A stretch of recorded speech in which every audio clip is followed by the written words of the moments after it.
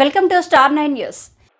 రానున్న టీడీపీ ప్రభుత్వం న్యాయవాదులు పట్టభద్రులకు సంక్షేమ నిధిని కేటాయించి వారి అభ్యున్నతికి కృషి చేస్తామని మాజీ మంత్రి డాక్టర్ పొంగూరు నారాయణ తెలియజేశారు.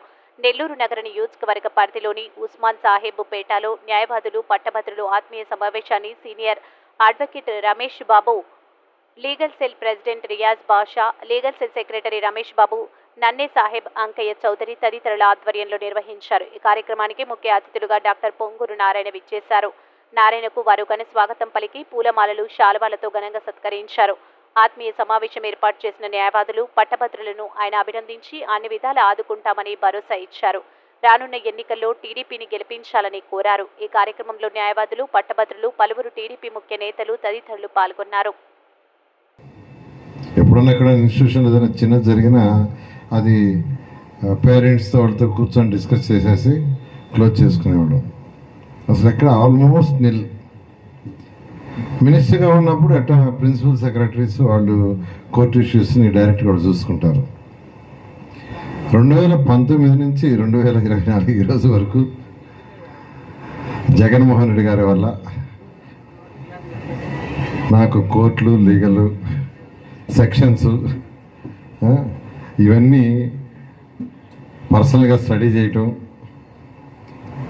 న్యాయవాదులతో డిస్కస్ చేయటం, హైకోర్టు, సుప్రీంకోర్టు లాయర్లతో, డిస్ట్రిక్ట్ కోర్టు లాయర్లతో కొంత అవగాహన కేవలం ఈ 5 సంవత్సరాల్లోనే. అంతకుముందు అయితే ఆల్మోస్ట్ నిల్. ఎప్పుడు కూడా లీగల్కి వీలైనంత వరకు పై కాంప్రమైజ్లోనే పోయేవాడు. ఇన్స్టిట్యూషన్లో ఎప్పుడన్నా ఇన్సిడెంట్ జరిగితే ఎవరినో ఒకరిద్దరు కేసు పెడితే ఉండేది. అయితే లీగల్లో కొంత నాకు కూడా నాలెడ్జ్ని గెయిన్ చేసి, అంటే నాలెడ్జ్ అంటే కేసు, దాని స్టడీ, దాని సెక్షన్స్, ప్రీవియస్ కేసులు, సుప్రీంకోర్టు, దానికి సంబంధించిన సుప్రీంకోర్టు జడ్జిమెంట్స్, హైకోర్టు జడ్జిమెంట్స్ ఇవన్నీ. ఎందుకంటే హైకోర్టు లాయర్స్ కూర్చొని యాక్షన్ 710 కోట్లతో చేసాం. అయితే ఇంకా కొన్ని ఇన్కంప్లీట్ ఉన్నాయి. Underground drainage, drinking water. నేను ఒకటే రిక్వెస్ట్ చేసేది, ఈసారి డైరెక్ట్గా నెల్లూరు సిటీ నుంచి కంటెస్ట్ చేస్తున్నాను. ఒకసారి డైరెక్ట్గా కంటెస్ట్ చేసినప్పుడు అక్కడ ప్రజల యొక్క సమస్య ఆ కంటెస్ట్ చేసిన వ్యక్తిది. ఖచ్చితంగా నేను బాధ్యత వహిస్తాను.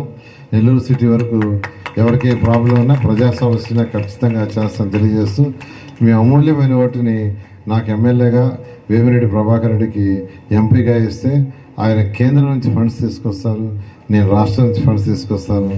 Nellore one of the best సిటీగా భారతదేశంలో చేస్తానని మీ అందరికీ తెలియజేస్తూ